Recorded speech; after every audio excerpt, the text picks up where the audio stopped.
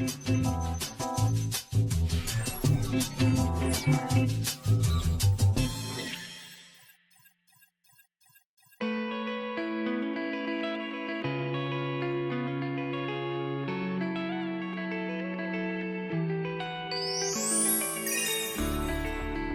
안녕하십니까. 저는 연세대학교 심리학과에서 상담 심리 교수로 있는 이동규라고 합니다. 반갑습니다.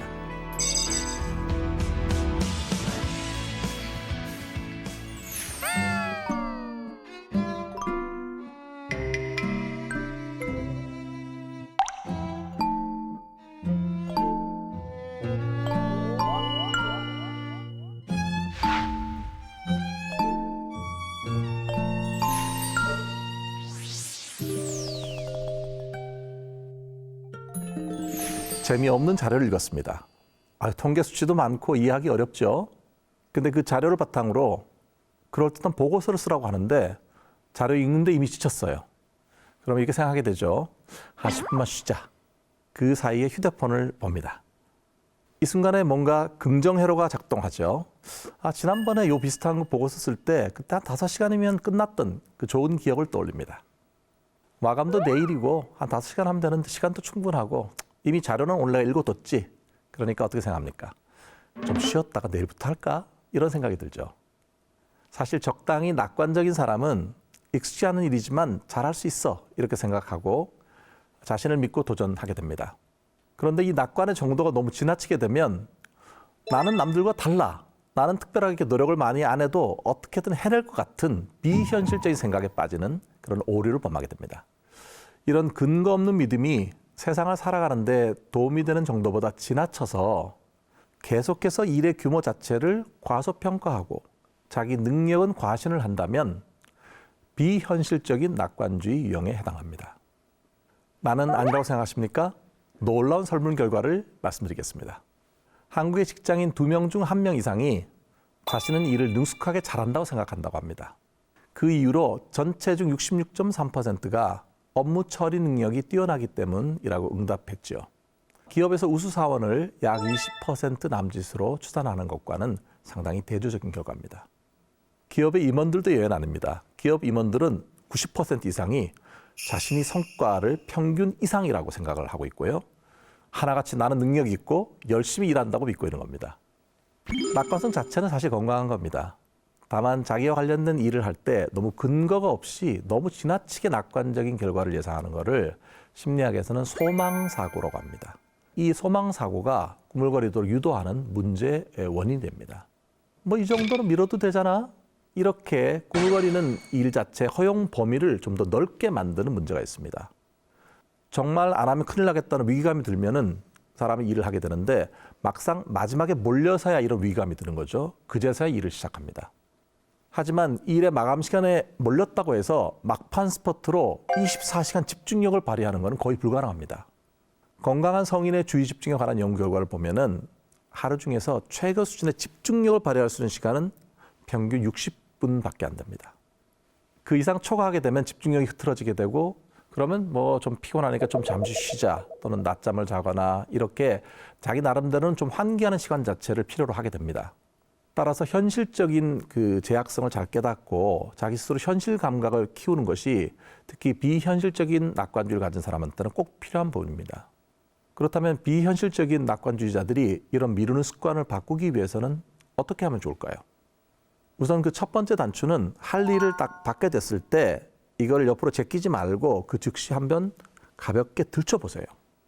처음 일을 맡게 되었을 때 일의 속성과 특징이 어떤지 한번 들춰보는 데에는 사실 그렇게 긴 시간이 필요하지는 않습니다. 예를 들어서 일단 어떤 이메일이 왔을 때 첨부 서류를 바로 다운해서 보는 거죠. 가벼운 마음으로 먼저 들춰보시게 되면은 일을 해도 되겠네 이런 생각이 드니까 일을 시작할 시기 자체가 앞당겨질 가능성이 높아지게 되고요. 또 이왕 마음이 들어서 조금 일이라도 해놓게 되면 다음날 일을 이어서 할 때도 훨씬 더 수월하게 느낄 수 있습니다.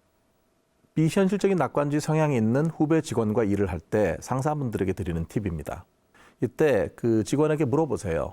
이 일을 끝내는데 얼마의 시간이 걸릴지 예상해보게 하고 실제로 그 일이 끝난 다음에 몇 시간이 걸렸는지를 확인하게 하는 거를 멘토링합니다. 사실 그렇게 되면은 일을 미루는 사람들은 예상하는 시간하고 실제 걸리는 소요 시간 사이에 이 간극이 상당히 큽니다.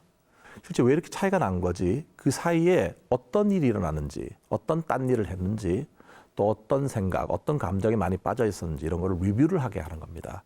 그렇게 되면 다음번에는 어떤 일을 할 때 예상하는 시간과 실제 걸리는 시간 자체 이 간극을 좁히도록 좀 더 주의를 집중하는 거죠. 그렇게 피드백을 해주게 되면 훨씬 싱크로가 되게 되고 그러면 일을 미루는 것도 줄어듭니다. 비현실적인 낙관주의자 말고 또 다른 스타일의 꾸물거리는 그 성향이 있습니다. 아, 이거 내가 하기 싫은데 어쩔 수 없이 해야 된다는 그런 그 생각이 들잖아요. 그러면 일을 안 하고 스스로 반항하는 마음에 갇히는 경우가 있습니다. 겉으로는 내가 한다는 태도를 보여줘요. 하지만 맡겨진 일을 혼자 미루고 몰래 SNS를 하거나 일부러 화장실에 오래 가 있거나 틈틈이 딴짓하면서 정작 중요한 핵심적인 일은 미루고 있는 겁니다. 상당히 좀 반항적이고 저항감 같은 걸 갖고 있는 분들인데 소극적으로 복수하고 있는 거거든요. 이런 분들은 고압적인 상사의 메시지는 은근히 늦게 답변합니다. 재촉하지 않으면 일단 마감 기한까지 버팁니다. 그리고 겉으로는 하는 척 하는 거죠. 상사 입장에서는 뭐야, 일을 맡아가서 한다고 했는데 보면 안 하는 것도 아니고 하는 것도 아니고 나중에 보면 일이 안 되는 거거든요. 가장 모호하고 답답하고 속 터질 겁니다. 아, 이거 안 해도 되는데 이거를 꼭 하라고 하네. 이렇게 저항감이 딱 들어요. 그러면 그다음부터는 어떻게 하면 내가 일을 안 할 그 이유가 있을까? 뭔가 안 할 변명거리가 있을까? 이런 거를 생각하게 됩니다. 현실에 대한 저항감이 큰 사람일수록 내가 상당히 머리가 좋아서 전략적으로 일을 미루고 있지롱 이렇게 생각합니다. 일을 시작했다가 중간에 상사의 입맛이 달라지거나 갑자기 수정하라고 그러면 어떡합니까? 그러면 2번 일해야 되잖아요. 그러니까 나 나름대로는 2번 일을 안 하려고 상황을 요리조리 잘 그런 상황을 피하기 위해서 애초부터 열심히 안 하는 거죠. 좀 미루면서 계속 상황을 보는 겁니다. 일 자체가 어렵거나 힘들거나 이래서 꾸물거린다라기보다는 실제로 그 일을 나한테 하라고 한 사람, 그 사람 대사가 안 좋아하는 거거든요. 이 일에서 나오는 성과나 이런 부분도 나한테 별로 중요하지는 않거든요. 어차피 나한테 나의 커리어 도움도 안 되는데 저 사람 만족시키려고 내가 일을 해야 되나? 이렇게 생각하니까 사실 상황은 더 위험한 쪽으로 올라갑니다. 사실 이들이 하는 꾸물거림은 역설적으로 보면은요, 스스로 자기에게 박탈되어 있는 자율성, 이거를 찾으려고 하는 하나의 시도로 볼 수 있습니다. 무슨 말이냐면 적어도 이 미루는 거는 저 사람의 의지가 아니라 내가 결정한 거야. 즉 자기의 자율성을 회복하고 싶어 하는 그런 모습의 일환이라고 보입니다. 근데 상사가 나한테 일방적으로 하라고 하니까 내가 권한을 갖지 못하는 거잖아요. 잠시나마 나도 그냥 넘어가지는 않아. 내가 주도권을 준 것 같은 그런 느낌을 받고 싶은 겁니다. 이렇게 얘기하는 분들 많죠, 속으로. 네가 시킨 일 내가 지금 안 하고 있지롱. 이렇게 생각하는 거죠. 문제는 일을 미루면서 내가 획득한 주도성 또는 자율성 이런 것들이 찰나에 불과하는 데 있습니다. 꾸물거림의 끝은 결국은 데드라인이 또 다가온다는 거 아니에요. 그러면 안 할 수는 없거든요. 마감 압박을 느끼게 됩니다. 일 처리는 몰려서 일을 해야 되고 그러면 그 스트레스 같은 것들 하면서 또 생각이 짜증은 더 나죠. 내가 왜 이것 때문에 힘들어하는 거지? 그러니까 현실의 저항에서 꾸물거리는 사람들이 진정으로 원하는 거는 그 미루는 것 그 자체는 아닌 것입니다. 나의 자율성, 주도성의 욕구를 스스로 만족시키려고 하지만 실제로 그게 이루어지지 않는 거죠. 자기가 할 수 있는 건 뭡니까? 결국은 이 적대감을 직접적으로 표현할 수는 없고 그러면 나한테 처벌이 올 테니까 수동 공격적으로 변하는 겁니다. 겉으로는 되게 유순한 척 보이지만 속으로는 되게 공격적인 마음을 갖고 있으니까 자기 나름대로는 소심한 시위를 하게 되는 겁니다. 원래 꾸물거림의 감정적인 뿌리는 불안한 것입니다. 그런데 이 불안의 밑에는 부당하게 나한테 어떤 일을 하라고 하는 것에 대해서 짜증나고 분노하는 마음, 억울한 마음 이런 것들이 있거든요. 만약에 현실 저항형 스타일로 일을 미루고 있는 분이 계시다면 그런 분들은 내 마음을 먼저 알아차릴 필요가 있습니다.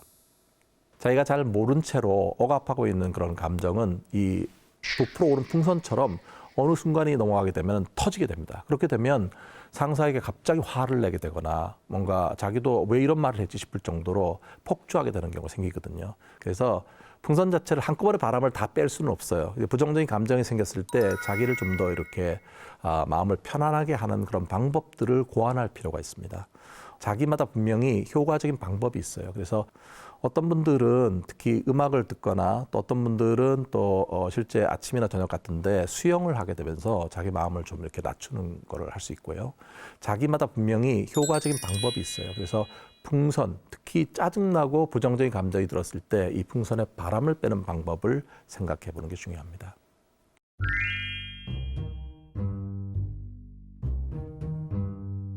일을 미루는 사람이 있을 때 그 사람에게 소통하는 방식이 대단히 중요합니다. 원래 꾸물거리는 사람들은 기본적으로 불안한 사람들이 많습니다. 그런데 마감을 자꾸 직면시키게 되면 어떻게 될까요? 그러면 훨씬 더 불안해집니다. 불안에 휩싸이게 되면 어떻게 됩니까? 행동으로 옮기지 않습니다. 데드라인을 지켜라. 그다음에 만약에 이번에 잘못하게 되면 어떤 안 좋은 일이 일어난다. 이런 걸 자꾸 리마인드를 시키게 되면 부담감이 높아져서 실제로 일을 하지 못하게 됩니다. 일을 미루는 사람들하고 대화할 때 가장 중요한 원칙이 있습니다. 그게 뭐냐면 마감 중심이 아니라 시작 중심의 언어로 소통을 하라는 겁니다. 예를 들면 일을 언제 시작할 수 있을까? 또 혹시 일을 시작할 때 어떤 도움이 필요합니까? 혹시 초안을 다음 주 화요일 날 10시에 저와 함께 같이 검토해 봅시다. 초안을 만들어 올 때는 그렇게 너무 완벽하게 하지 않아도 괜찮아요. 그냥 손으로 적어도 괜찮고 함께 우리가 검토해 볼 겁니다. 이렇게 시작 중심의 말로 그 사람이 어려워하는 첫 번째 단계, 특히 착수할 때 시작하는 허들을 넘을 수 있도록 도와줄 수 있느냐, 이게 꾸물거리는 사람과 효과적으로 소통할 수 있느냐의 핵심에 있습니다. 그리고 꾸물거리는 동료가 있다면 그 사람이 뭔가 전보다 조금이라도 나아진 어떤 모습을 보이잖아요. 그러면 보상을 제공하는 것이 도움이 됩니다. 사실 우리가 실제 연구를 보면은요, 머리가 똑똑하다든지 이런 거 칭찬하는 거 별로 효과 없습니다. 근데 그 사람이 나름대로 자기 나름대로 노력했다라고 하는 걸 칭찬을 하게 되면 다음번에 어려운 일을 만나게 되더라도 지금 한 칭찬이 효과가 이어진다는 결과들이 있습니다. 따라서 그 사람 나름대로는 조금이라도 애를 쓰고 노력한 부분이 있다고 하면 그때가 찬스입니다. 그때가 여러분이 긍정적인 칭찬, 격려의 말을 하는 게 중요합니다. 따라서 마감이 아닌 시작을 칭찬해 주세요.